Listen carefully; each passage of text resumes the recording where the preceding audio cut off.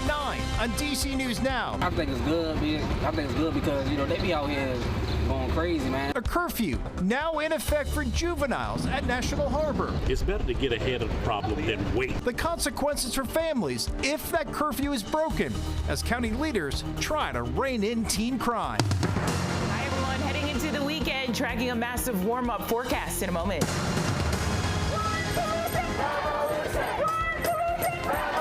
A second night of protests and an encampment at George Washington University. I feel it's my duty to be a voice for my people who are voiceless, unfortunately. It makes me really scared. I hear chants like death to the Jewish state. We are live from campus as protests continue at schools all across the country. Night 2 of the NFL Draft, and the Commanders picking up some new players. Our Brandy Flores joins us to break down what it means for the team. You're watching the station covering all of the DMV. This is DC News Now. Hi, everyone. Thanks for joining us tonight for DC News Now at 9 o'clock. I'm Chris Flanagan. We are now 4 hours into the emergency youth curfew at National Harbor in Prince George's County. A large police presence there to prevent what we saw over the weekend. Hundreds of kids getting violent. DC News Now's Daniel Hamburg reports tonight from National Harbor. Prince George's County Police are showing how serious they are about enforcing a new juvenile curfew at National Harbor. We are serious. I think the county executive was very serious when she put forth the emergency order. The emergency order announced Thursday after last weekend county leaders say about 800 young people were fighting, shoplifting, smoking weed, and being confrontational with business owners, neighbors, and police. I think it's good because, they be out here going crazy, man. Last couple weeks, last month, last year, for real. Police Chief Malik Aziz spent Friday afternoon talking with people in the area and business owners. It's about prevention, it's about education, it's about engagement long before we get to enforcement. Anyone 16 and younger can't be alone at National Harbor between 5 p.m. and 6 a.m. Friday, Saturday, and Sunday. I feel like it's smart because it would keep the harbor under control. And people wouldn't have to worry about dirt, they're outside and worry about whatever. Exceptions to the curfew include young people with someone 21 and older, those on the sidewalk near their home or at a neighbor's home, those returning home from school, work, or an activity, and those attending senior prom at the Gaylord National Resort and Convention Center. Neighbors hope this bucks the trend of violence. Putting a curfew might stop it, might not, but we ain't gonna see it unless we try. All right, there's Daniel Hamburg reporting. Should be noted, teens and their parents are given a warning for their first offense, but after that, parents could be fined up to $250. All right, let's get a first check in the forecast now. Chief Meteorologist Janessa Webb here, and Janessa, Friday night, and we're looking at a really big warm-up this weekend. Yeah, really excited for the warm-up. We're talking 90-degree temperatures. Oh, we're going to be swimming at your house. I mean, it's going to be hot out there. Yeah, make your plans accordingly. Monday and Tuesday, well above average. I was just stepping outside, and man, it is blustery out there. Winds coming still out of the east. They are about to transition out of the south, and so that's going to allow the warm up that we are about to see across the entire DMV. Right now, temps 54 for Martinsburg into Loudoun County, upper 50s, and it's quite chilly out towards southern Maryland. High pressure, it's leaving us, and it's allowing this next storm system well out towards the west. So really no big concerns for the rest of the evening into the start of your Saturday. Folks, we start to track in rain mid-afternoon tomorrow. It's very light in nature, no pockets of severe weather. All of that is going to stay to our west. So tonight, overnight, mostly cloudy skies. As you're kicking off your day, will be into the lower 50s. Tomorrow, still below average, but we start to transition tomorrow afternoon. I have your full forecast, Chris, coming up. Hey, Janessa, thanks. We'll see you then. Well, now at 9 in the district, police are investigating a stabbing at Union Station. It happened earlier this evening. And you can see here from viewer video, it shows officers taping off the food court area on the lower level of Union Station. Police have not released information on a victim or a suspect. This is a developing story. Of course, we'll pass along any new information as soon as it comes into our newsroom. And happening right now, a student demonstration at George Washington University is now in night 2. That group set up an encampment at the university yard in protest of the Israel-Hamas war. It comes in the wake of many student-led rallies nationwide, some turning violent and ending in mass arrests. Our reporter Marielle Carbone joining us live on campus tonight. Marielle, you were out there last night as well. Tonight really seems much of the same.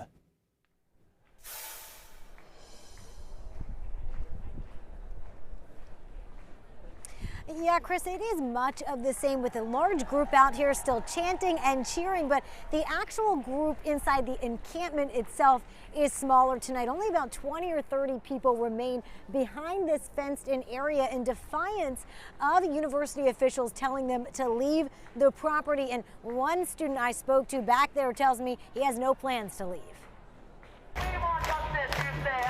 On H Street outside GW's University Yard, protesters calling for a ceasefire in Gaza fill the street. On the yard behind this fencing, a few remain steadfast. Our plan was if whoever's willing to stay with the potential of being arrested, they stay. Whoever leaves can leave. Motaz Salam, a grad student at GW, is one of the remaining students inside the encampment. The group set up Thursday following the lead of student protesters at campuses nationwide. They say they're not leaving despite threats from the university to clear out. You're willing to get arrested, potentially suspended, to stay out here? 100%. A Palestinian American. He has family members who have been killed in Gaza. I feel it's my duty to be a voice for my people.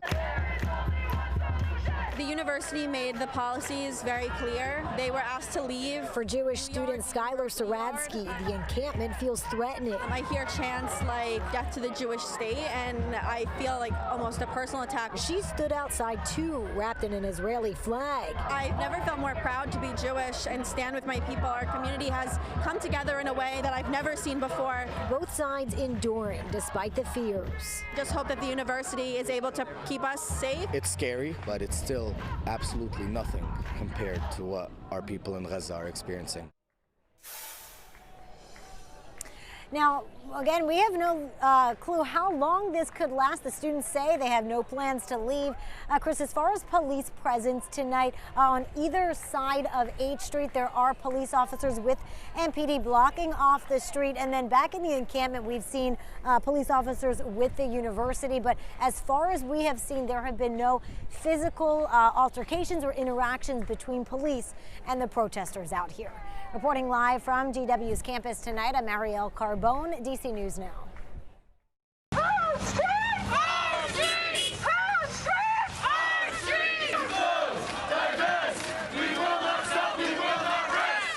And pro-Palestinian protesters gathering and marching on the campus of the University of Chicago today.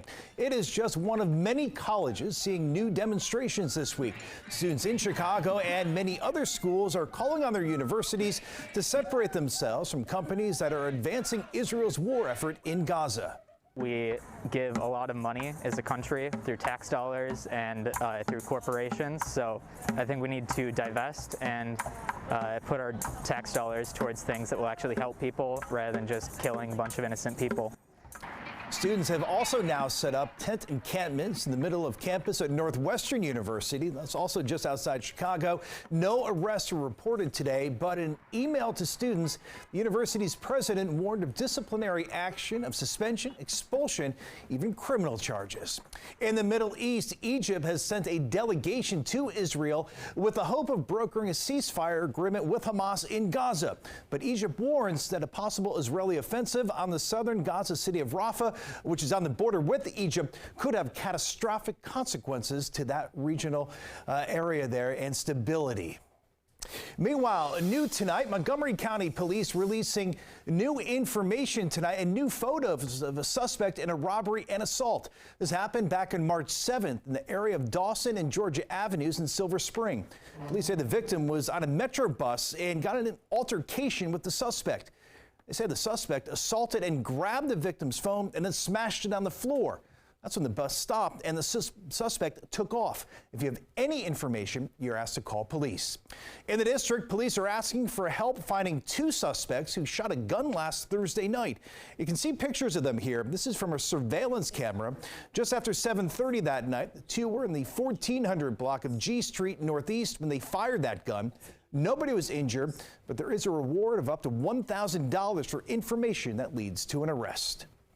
Well, day 2 of the NFL draft now underway. The Commander is certainly keeping busy. Our sports anchor, Brandy Flores, joining us tonight here in studio. And Brandy, the Commander is getting much needed help. That's right, Chris. Throughout this draft, General Manager Adam Peters said that they're going to be building through this to help the much-needed holes that are throughout on defense and offense. And the Commanders entered night 2 of the NFL draft with their quarterback of the future already selected in round 1, taking Heisman winner Jaden Daniels out of LSU with the 2nd overall pick. And with 5 more picks scheduled for rounds 2 and 3 Friday night, the Commanders started off drafting defensive tackle Johnny Newton out of Illinois with the 36th overall selection. The 2023 All-American defensive tackle was projected to be a first-round pick, but ends up in Washington in the 2nd round, adding some much-needed depth to a line that includes John Allen and Daron Payne.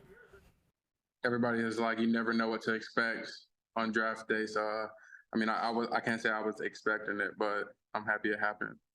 The Commanders have also added a few more players to their arsenal, adding cornerback Mike Sainristil out of Michigan with the 50th overall pick. And with the 53rd overall pick, they selected a tight end out of Kansas State, Ben Sinnott.